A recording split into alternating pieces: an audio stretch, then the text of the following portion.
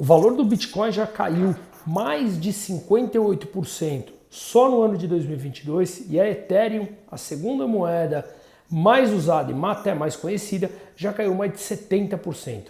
Vamos entender os motivos que levam a essa queda tão expressiva agora nesse ano de 2022.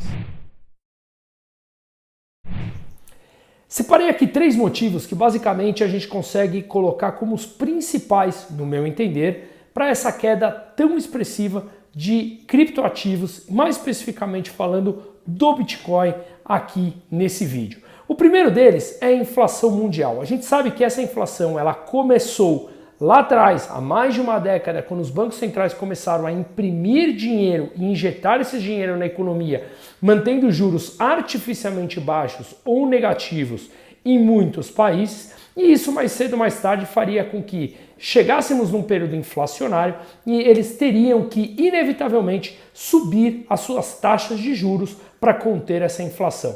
Dado alguns eventos até geopolíticos e da pandemia, como os governantes conduziram a pandemia com lockdowns e quebra de cadeias produtivas e para finalizar com uma guerra da Rússia invadindo a Ucrânia, a gente viu que esse processo inflacionário ele estourou agora em 2021 e está no seu ápice agora em 2022. Ele aconteceria de qualquer maneira, mas ele foi acelerado por esses 2 eventos e, mais especificamente, como os governos conduziram durante esses 2 eventos. Fizeram com que imprimissem mais dinheiro e jogassem trilhões de dólares nas economias, mantendo juros mais baixos artificialmente ainda, desenvolvendo projetos com juros que não condiziam à realidade e agora que os juros têm que voltar a subir, já estão subindo no mundo todo, com exceção ainda da Europa, que começa em julho, e do Japão, que falou que não vai alterar, esses juros subindo para tentar conter esse evento inflacionário mundial. Quando os juros sobem, você vê que os investidores podem migrar de ativos que estavam alocados em Bitcoin, por exemplo, para ativos que são mais seguros e voltam a pagar juros anuais. Um exemplo disso, os títulos do governo alemão, por exemplo, com vencimento em 10 anos, que antes pagavam muito próximo a zero, voltou a pagar mais de 1,5% ao ano. Ou então, títulos de 10 anos do governo americano, que é considerado risco zero no mundo, voltou a pagar mais de 3,20% ao ano, o que antes pagava também praticamente zero. O que eu quero dizer? Investidores que têm uma menor propensão a risco, mas que antes tinham capital investido em diversas alocações, justamente porque não tinha juros nos países mais seguros para rentabilizar o seu dinheiro, podem trocar os seus ativos, os seus criptoativos, os seus bitcoins, fazendo uma pressão vendedora, vendendo-os no mercado para comprar títulos mais seguros, como eu falei, os títulos, por exemplo, de 10 anos dos Estados Unidos ou da Alemanha, que são os 2 teoricamente mais seguros como um todo. Portanto, essa pressão vendedora daqueles detentores dos bitcoins, não aqueles chamados holders, mas aqueles mais especulativos, podem fazer uma pressão e tem feito uma pressão nos preços do Bitcoin, jogando eles para baixo para uma busca de ativos mais seguros, ou seja, tem alternativas mais conservadoras para se proteger dessa inflação que ela é mundial. Esse é o primeiro ponto importante. O segundo ponto eu colocaria como o colapso de 2 criptoativos que aconteceram, que se tornaram bastante falados no último mês, mais especificamente, que foi a Terra USD e a Luna. Foram 2 ativos que perderam praticamente todo o seu valor e isso gera uma menor credibilidade no sistema de criptoativos. Claro que o Bitcoin é completamente diferente dessa Terra USD e a Luna, que eram stablecoins, e elas têm muito mais um conceito especulativo do que o Bitcoin, que tem uma tecnologia já amplamente conhecida e muitos deles usam até como moeda de troca, já gerando valores para os seus usuários como um todo. Porém, no momento de inflação no mundo, de alta de juros no mundo, como eu mencionei no primeiro ponto, você tem algumas moedas do mundo cripto indo praticamente ao valor de zero, vai gerar uma menor credibilidade. Investidores que são especulativos e não aqueles que conhecem o mercado a fundo e que usam o Bitcoin principalmente como uma função de moeda alternativa, seja no presente ou no futuro, esses especuladores que tendem a ter um comportamento muito mais de manada, muito mais emocional, podem optar ou optaram por vender os seus bitcoins, gerando uma pressão vendedora ainda maior nos preços dos ativos, e aí o que a gente vê é o preço dele caindo mais ainda.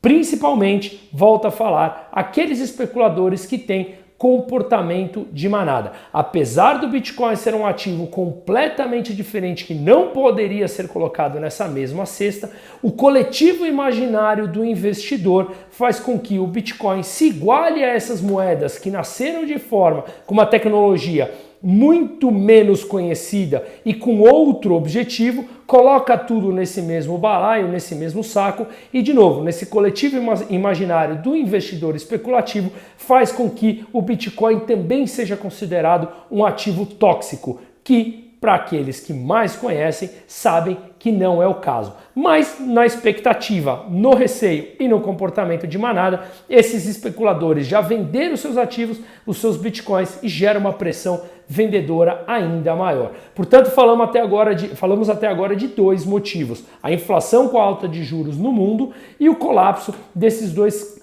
criptoativos que eu mencionei aqui. O terceiro ponto é a própria queda do Bitcoin gera motivos endógenos que levam a uma queda ainda muito maior. Porque muitos investidores compraram, assim como nesses últimos 2 anos, vários ativos, não só criptoativos, mas ações, títulos públicos, títulos corporativos e também o Bitcoin, compraram de forma alavancada.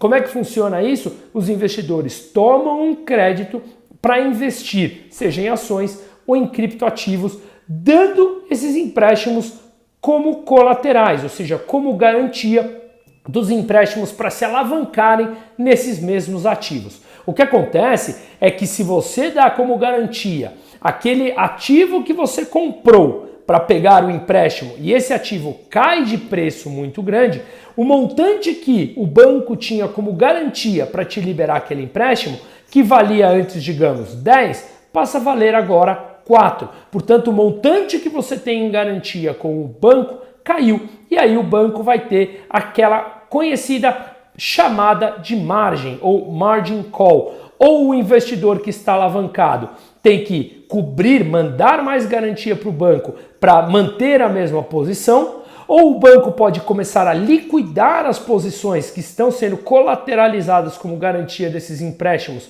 para que o banco não sofra um eventual prejuízo, ou então o investidor tem que colocar mais garantias nesses ativos. Se isso não acontece, o banco simplesmente pode liquidar essas posições, vendendo essas posições a mercado, e isso gera uma pressão vendedora ainda maior. Isso aconteceu até agora, há pouco tempo, quando a gente viu que o próprio Elon Musk deu, saindo um pouco de cripto, mas para entender a margin call, ele deu as ações da Tesla como garantia para a compra do Twitter, só que as ações valiam um tanto. Quando as ações caíram muito, essas ações passaram a ter um valor de garantia menor. Portanto, ele precisa ou colocar mais garantia ou liquidar essa posição como um todo, tá? Bom, o que acontece é que nesse momento, como eu falei, muitos investidores alavancados passaram a ter os seus ativos vendidos, uma vez que não tinham mais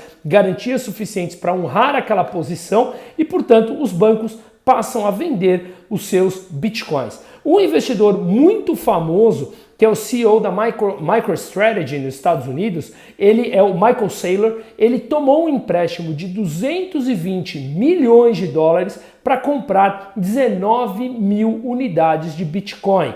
E o que garante, o preço que ele tem, é até onde o Bitcoin pode cair, para não ter uma chamada de margem adicional, está na casa dos 11.600 dólares. Agora o Bitcoin, estou gravando na segunda-feira, às 2 da tarde, o Bitcoin está valendo na casa de 20 mil dólares. Se ele cair abaixo de 11.600, o banco pode vender essas 19 mil unidades de Bitcoin que Michael Saylor comprou, e isso pode gerar uma pressão vendedora muito grande, como nunca visto ainda em um único dia de Bitcoin. Vamos lá, quando o preço do Bitcoin cai por volta de 6 a 7% ao dia, dá mais ou menos 600 a 700 unidades de Bitcoin que estão sendo vendidas.